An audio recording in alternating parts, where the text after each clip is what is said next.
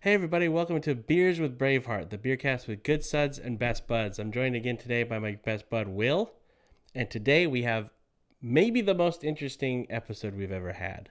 Today we are drinking a 45 million year old yeast beer from Fossil Fuels Brewing Company.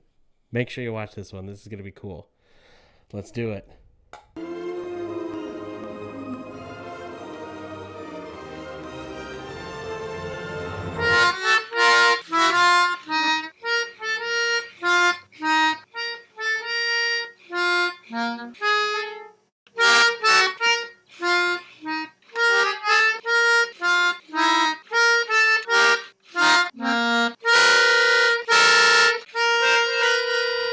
They do move in herds.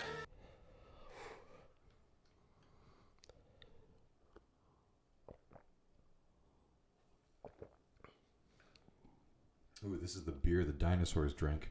You can taste it. Holy shit.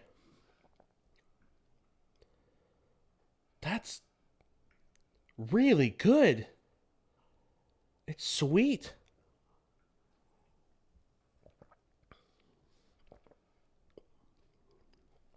Oh my god. Dude, What have we done? This is great. this is fucking good. What kind of beer is it? So, to clarify, welcome to the show. Glad to have you. Hey, welcome. Thanks Welcome. for having me. Yeah, Thanks of for having me. course. Thanks for watching the show. My name is William, or Will, whatever you want to call me. Also, Will_W_Ellsworth. If you're so down in that little, I do architecture and stuff, but also hiking and we're drinking beer. And I'm Braveheart, as you know, and mine was down here also. And here's with Braveheart right there. So to clarify what I said, this beer is made out of a 45 million year old yeast strain that they were revived out of amber found in Burma. That movie So- ended really well. So What? that movie ended well. It did. Nothing went wrong when you revive stuff from amber. Nothing ever breaks down. Not nearly as well as we're about to break down this beer.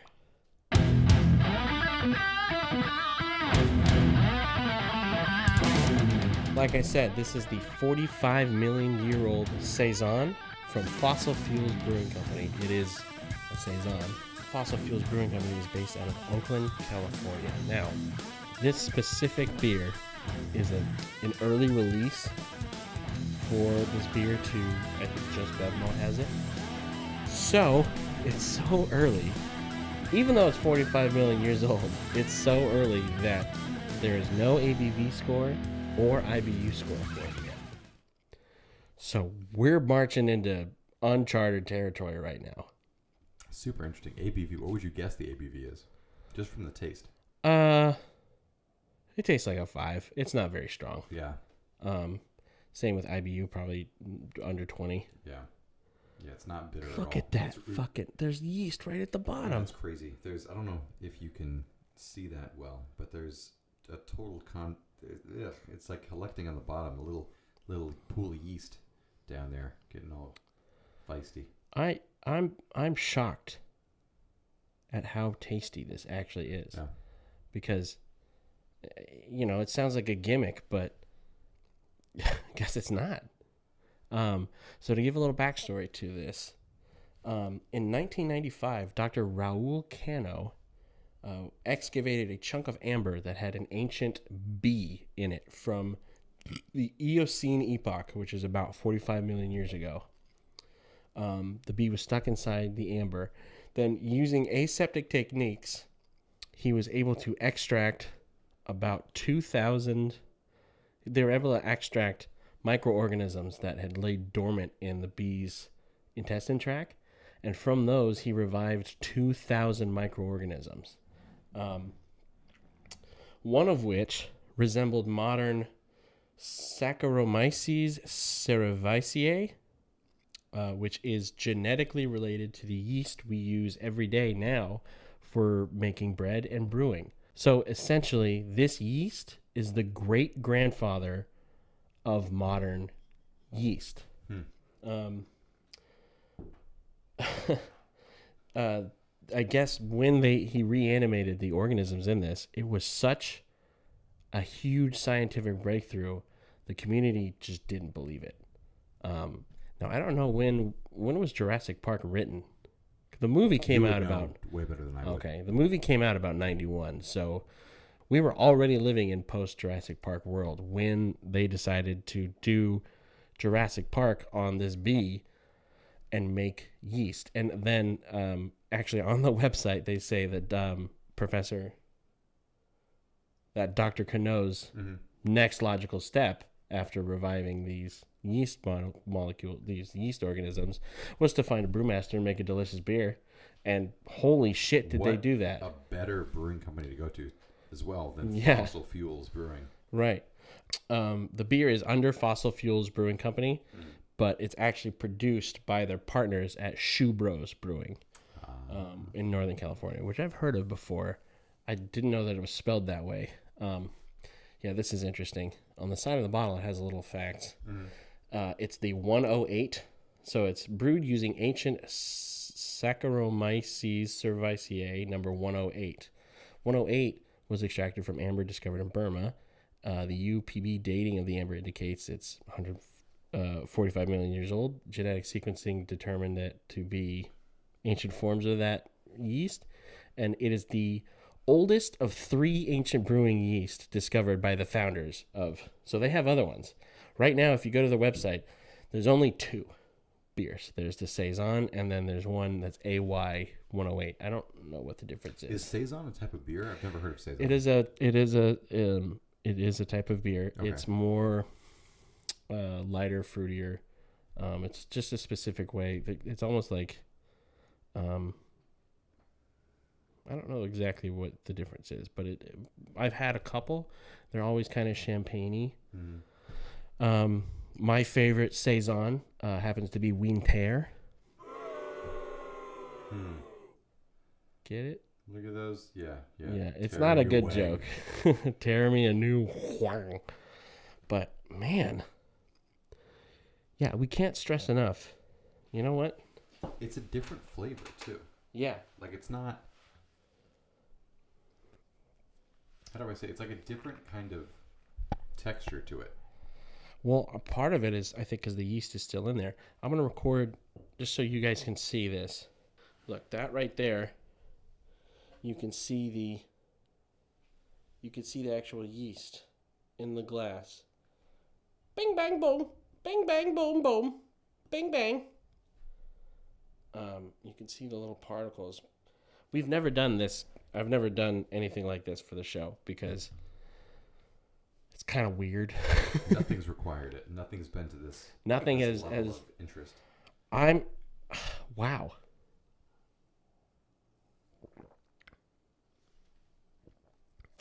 The craziest part of this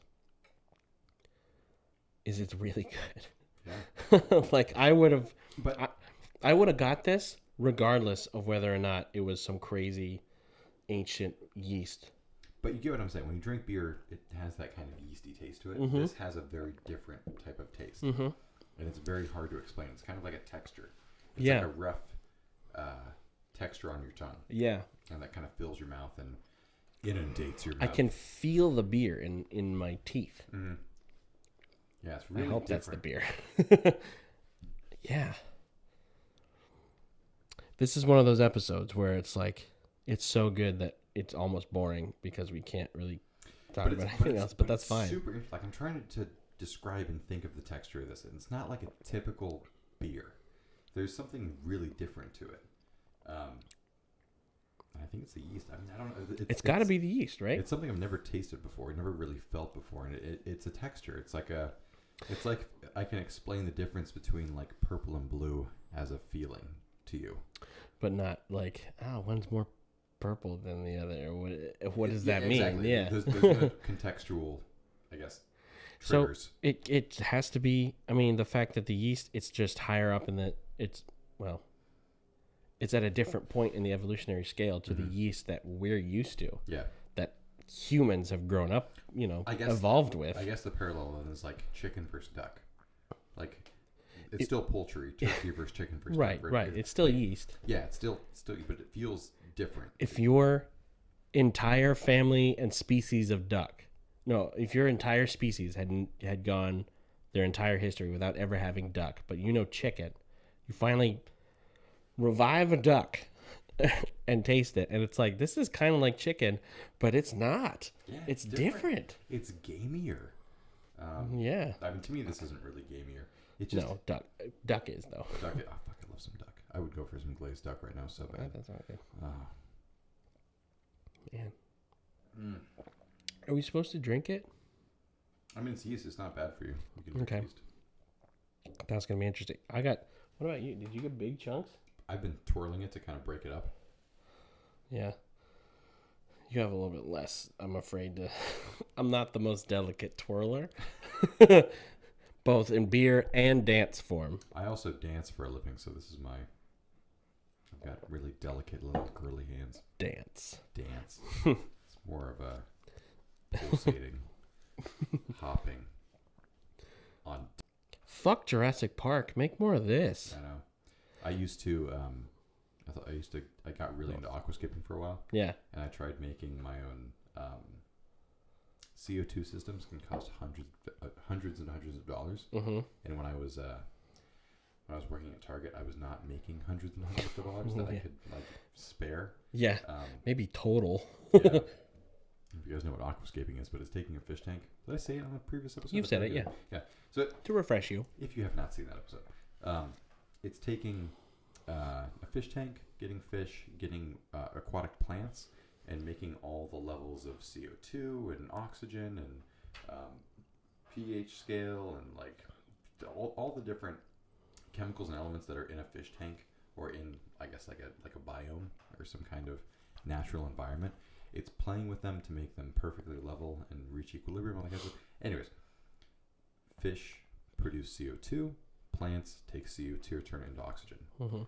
Then all the different chemicals work and make a really bless you. Make a really complex system. Mm-hmm.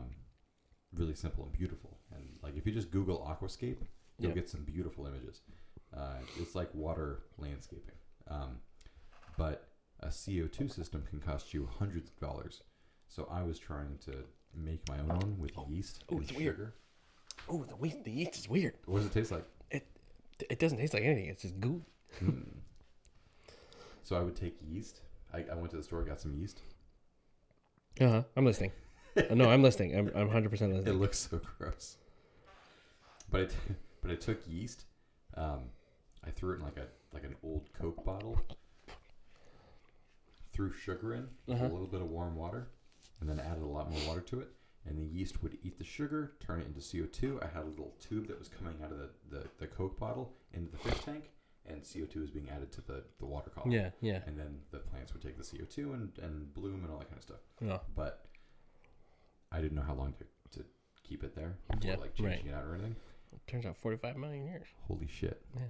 I unscrewed the bottle and smelled it, and it was like pure alcohol. Yo, yeah, I believe it. Yeah. But it's cool. That's funny. Yeast. Yeasty.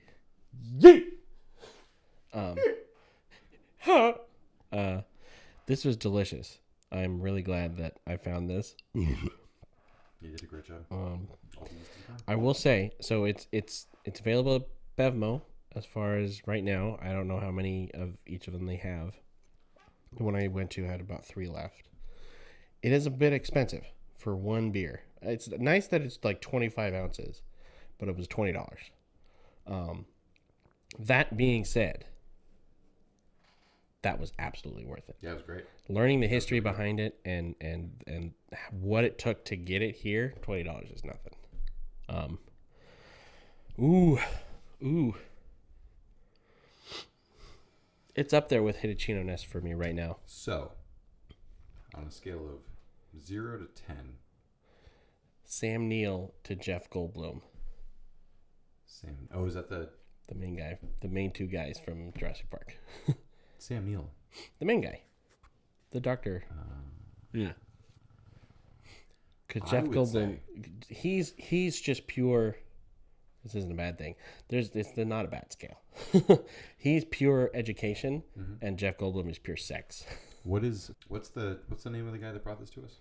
Dr. Raul Cano. So from Dr. Raul Cano as a 10 To Jeff Goldblum as 0 as pure sex. as evil evil sex. Praise Jesus. Yeah. What would you give it? That's a good question. You see, I'm just talking to myself. Pure chaos theory. Definitely full Jeff Goldblum. Full, like 0. 0, but so high on the scale that it's the next 0 for the next scale up. Okay. This is up there, honestly, with Hitachino for me right now. Which you gave a 9. Or you gave a 10. I think I gave that a 10. Damn. That's number one. This is on. It might be tied for number one. If there's any disadvantage to it, it's because it's $20. But Hitachino Nest is $8 for a 12-ounce bottle. I'd give it an 8. Yeah. Interesting, because now there's 2 that you've rated higher than me, which is funny. No.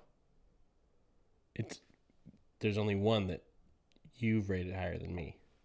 I rate higher than you all the time. You're right. I'm drunk. I'm sorry. Yeah. Yeah. So 8. I'd give this an 8. It's really good. It's really nice. It's really smooth. You can taste the history, which is appreciated. It really has a historical flavor to it. Mm-hmm. You can really taste the.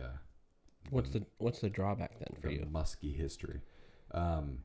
It's kind of weird that the yeast is in it. It was a little gooey. But that's not really it, because you kind of get that with the territory, I guess, with this like true. weird old gross yeasty shit. Yeah. The flavor, it's just not really, to me, a good flavor. It's Just interesting. didn't hit the spot. And not even. I'm trying to be unbiased of like my own palate and stuff, but I just. You can only do that to a point. Yeah. It didn't do anything too crazy. It's incredibly smooth. It's incredibly nice. I really like it. It's not standing out. The thing that stood out is that kind of that different texture to it. Yeah. And that's what I really like about it. Okay. And that's what makes it so high for me. On top of the history and knowing about it, Like the beer itself and what it took to bring this beer to us is 10 out of 10. Yeah. But then the actual finished product, I didn't think was as tasteful in it. But that's not what it's about, right? Well, yes and no. Yeah. I guess it's your own personal scale. Yeah. To me, the flavor was 8 out of 10. It was great. The history is 10 out of 10. This beer is incredible. I think you should go try it. Make sure you find it. Yeah. Bevmo, $20-something. Yeah, I'd drink it again. Yeah, I definitely would too. Well, that's about all the time we have for today. We had 45 million years to get to here, so, I guess we can keep going if we want to do, but we've only got so much battery. The world's only 2,000 years old, so 6,000 years old. Right. I'm not You up fucking to date heretic. with my fucking Bible. No, the United States of America is 22,000 years old because that's how old Jesus is. That's right. We finished our beers. We had a great conversation. Thank you for coming. Thank you for being here with me, Will. Thanks for being with us on this. Like, share, and subscribe. Make sure to follow us on the channel and then also Instagram. And the end. We'll see you on another day. At the end.